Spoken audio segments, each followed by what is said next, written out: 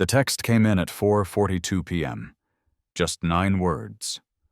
"I'm sorry, Aaron. I can't do this anymore. No punctuation, no context. Just a cold withdrawal from a life we'd built together. My name is Aaron Dorsey. I'm 36 years old. I work as a high-voltage line technician for Riverlight Power and Electric in Reno, Nevada. I've always worked with my hands climbing towers, restoring power, after storms, living a life where danger and purpose exist side by side." And 3 hours before that text, a specialist at Desert Ridge Oncology sat across from me, gently explaining what stage 3 testicular cancer meant. My wife Melissa hadn't come with me to the appointment. She said she had a work meeting. Texted me after she said that morning like I was headed to the store. So I sat there alone, listening to phrases like, aggressive but treatable months of chemotherapy and surgery options if it spreads. When I walked out to the truck, the sky was overcast, wind cutting through the parking lot. I tried calling her, straight to voicemail. I went home hoping she'd be there.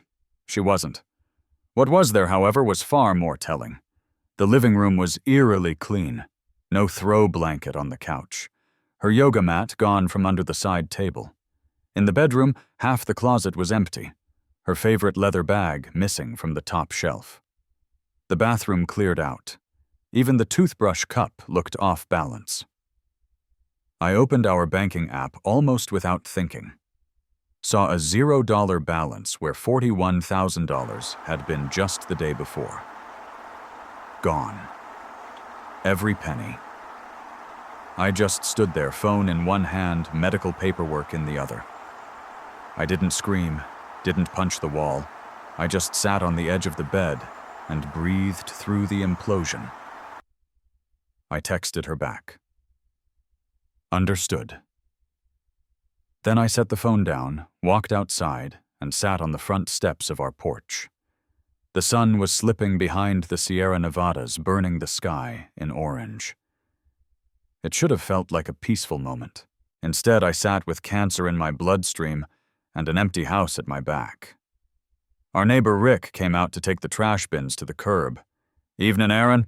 Everything all right?" I saw Melissa pull out earlier like the devil was chasing her. I paused, forced a shrug.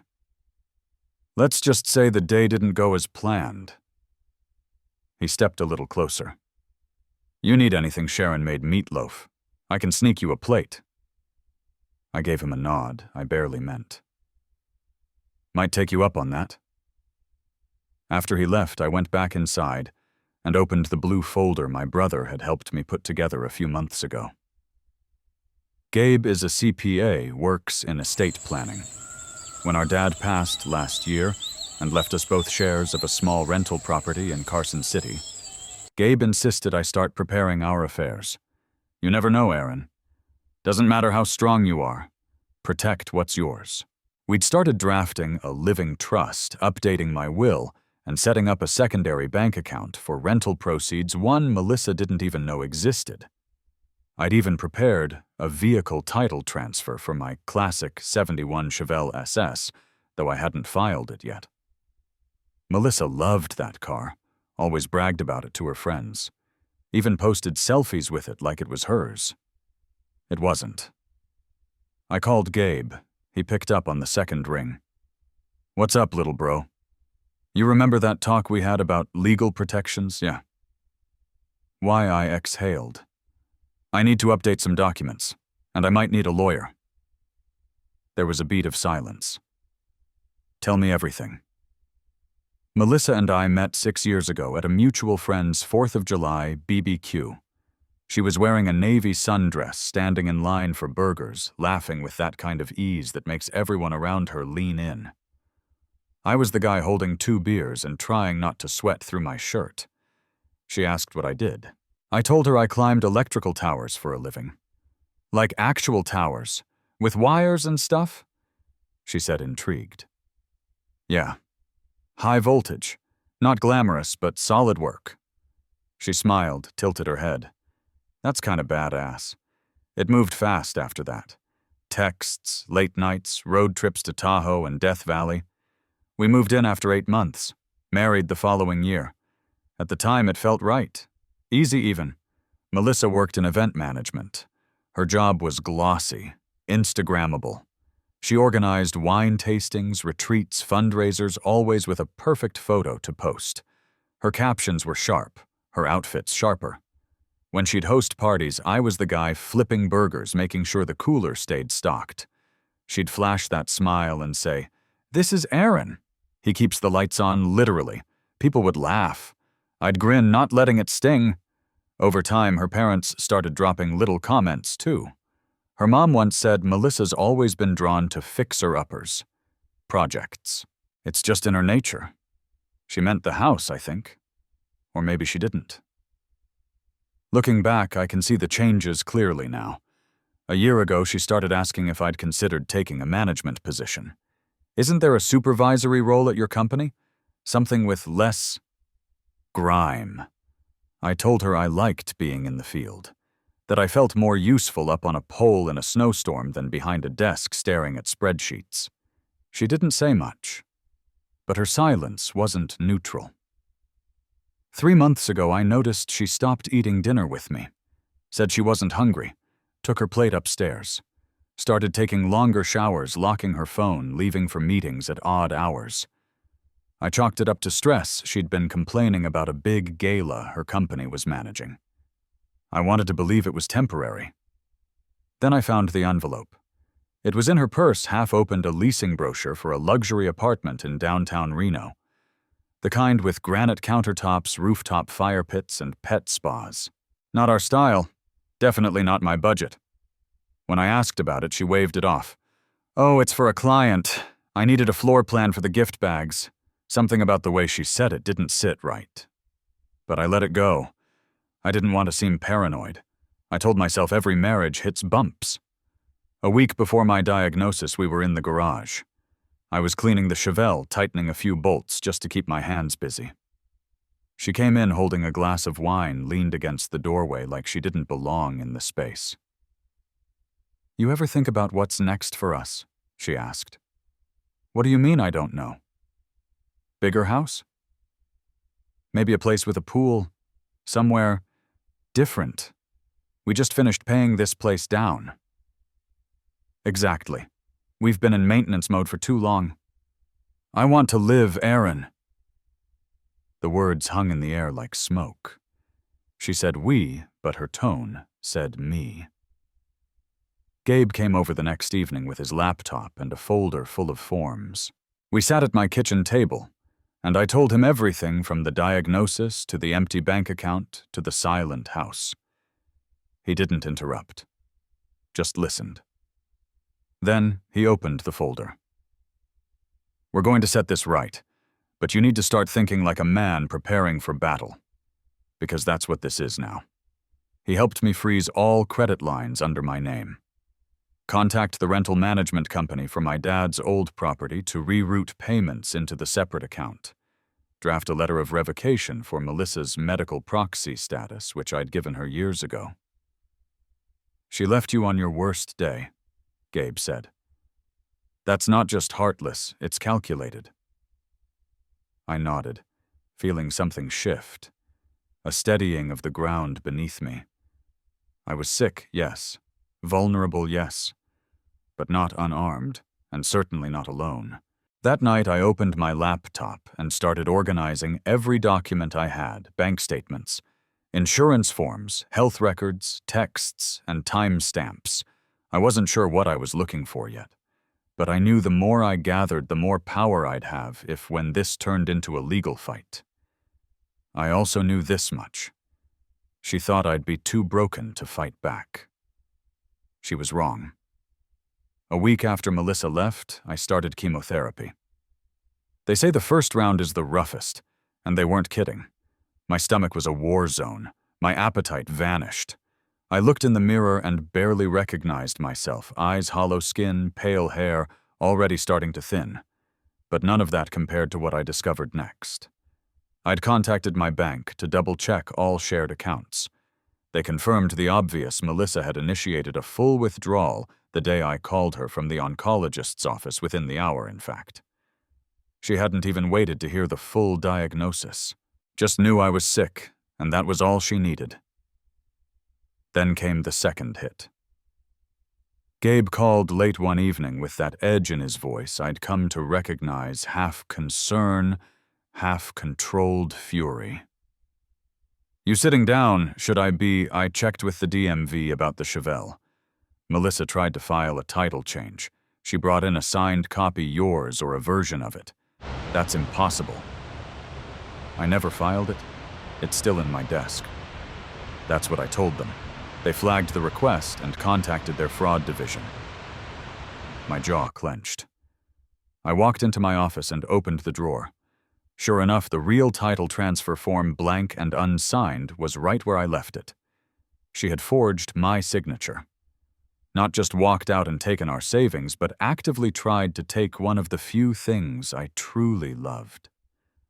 The car I'd rebuilt piece by piece since I was 24. The car my dad taught me to drive, stick in. The one Melissa always claimed she adored. She didn't want it for the memories. She wanted it to liquidate. I felt a wave of nausea, not from chemo this time, but from a realization crawling under my skin. This wasn't panic. This was planned. She hadn't run because she was overwhelmed. She'd seen an opportunity, my illness, as a loophole. An exit. 2 days later, Gabe helped me draft a motion for emergency financial protection. We included her bank withdrawal timed with my diagnosis, her forged title attempt, copies of her text. "I can't do this anymore," as proof of intent to abandon. Then we reached out to Mark Ellis, a family attorney Gabe knew from law school. Mark specialized in cases of marital financial misconduct, especially where illness or incapacity were involved. "Let me be blunt," Mark said during our meeting. "Judges don't like this kind of thing. A spouse draining accounts when their partner is facing a serious medical crisis. That's not just unethical, it's potentially criminal. I don't want revenge," I said. "I just want what's mine, and I don't want her touching one more thing I care about. Then we act fast." That night, I received an email from Melissa's lawyer. Polished, formal, cold. "Mrs. Dorsey is requesting a dissolution of marriage on the basis of incompatibility. She is also seeking a 50% claim on community assets, including the marital residence and any shared investments. No mention of the $41,000 she took. No reference to the forged title. No acknowledgement that she'd abandoned a cancer patient and tried to erase the evidence. She wanted half of what she didn't already steal." Gabe nearly spit out his coffee when I showed him the email. "She's acting like you're the one who left. Like this is a clean split and she's owed for the inconvenience." I opened the document, scrolled to the asset list. She included the house half value, the rental property inherited from Dad, my old 401k from my previous job, and insultingly the Chevelle, now listed as community vehicle of shared emotional significance. "She actually used that phrase," I muttered. "She's testing you," Gabe said, "trying to see how broken you are. If she can bulldoze you now, she thinks she wins everything." I looked down at the IV bandage still on my arm from treatment that morning. Then we don't flinch. That weekend, Mark, Gabe, and I built the strategy freeze remaining assets that had not yet been touched. Request court injunction on any sale or transfer of marital property. File for divorce ourselves, citing abandonment during medical crisis and financial misconduct. Prepare for a countersuit if she pushed back. And we had leverage screenshots of our bank accounts before, after. Melissa's text message acknowledging she left, the timing of her withdrawal and title attempt. A statement from Rick, our neighbor, who saw her packing and leaving the day of my diagnosis. The key was simple. Document everything. Emotion is fuel, but evidence wins. The next morning, another text came through. Aaron, I know you're hurt, but this isn't fair. I'm still entitled to what's mine. Let's not make this ugly. No apology, no acknowledgement, just entitlement. I didn't respond. Instead, I forwarded the message to Mark. By the end of the second week of chemo, I'd lost most of my appetite and about 10 pounds. I couldn't keep anything down but ginger tea and toast. My hair was thinning faster now, so I buzzed it off in the bathroom mirror. One morning, didn't bother trying to make it poetic. Just got it done. But while my body was getting weaker, my case was getting stronger. Mark filed the divorce papers on a Tuesday. We filed first, not in response to hers, but as the legal initiator. That meant we set the tone. Our petition was clear and direct. Abandonment during medical crisis, unauthorized withdrawal of marital funds, attempted asset concealment, and forged legal documentation. We included every piece of documentation. The bank statements. The time-stamped screenshot of her text. I can't do this anymore. My medical records. The statement from Rick and the report from the DMV noting the suspicious title transfer attempt. Within 24 hours, Melissa's attorney requested a delay in her original filing and asked for a settlement discussion. Mark smirked when he read the email. They thought you were bluffing. They didn't expect you to come to the table armed.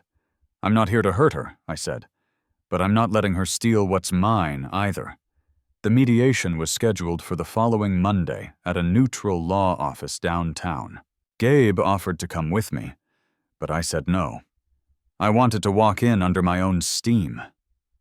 Chemo had been rough that week, but I still put on a clean button-down pressed jeans and shaved. I looked at myself in the mirror that morning and saw a man with hollowed cheeks and tired eyes, but still standing. Melissa was already in the conference room when I arrived, seated beside her lawyer. She looked better than me. Rested. Fresh tan. Designer blouse. Not a trace of guilt in her expression. She didn't meet my eyes when I walked in. Her lawyer started talking first, his voice smooth, practiced. We believe this situation has been emotionally challenging for both parties and wish to avoid a drawn-out litigation process. Mark remained silent until the lawyer finished his opening statement, then slid the folder across the table. Before we talk settlement, I want to be clear on what we're working with. That's a complete copy of the financial timeline, including your client's attempt to change vehicle ownership with a forged signature and her efforts to drain all accessible liquid assets within 45 minutes of my client's diagnosis. Melissa's face twitched. Her lawyer frowned and turned the pages.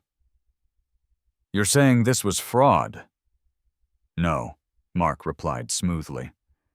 We're saying it was premeditated misconduct during a vulnerable medical crisis. If we take it to court, we'll pursue damages, full asset recovery, and criminal referral. But we're offering a more efficient path right here. Melissa's lawyer went pale. What are your terms? Mark looked at me. I nodded. Full return of the $41,000. No claim to the rental property, the house, or the Chevelle. Aaron retains all medical retirement and inherited assets. Melissa assumes all legal costs. If these are accepted, we will not pursue criminal charges for the forged document or seek punitive damages. Melissa finally spoke. You're punishing me because I left. I kept my voice calm. No, I'm holding you accountable because you stole from me while I was fighting for my life. She blinked, the edges of her composure fraying for the first time. I made a mistake. So did I said. I trusted you. The meeting ended without an agreement, but by the next afternoon her lawyer called. They accepted all terms. She can't risk court, Mark said, hanging up.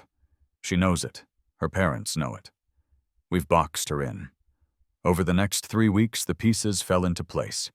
Melissa's parents issued the $41,000 restitution check. Gabe confirmed they'd liquidated one of their investment accounts to do it. The title for the Chevelle was filed in my name only, clean and uncontested. A lien was placed on Melissa's upcoming inheritance to cover legal costs. She tried to protest it, but her lawyer shut it down before it made it to court. The divorce was finalized within the month.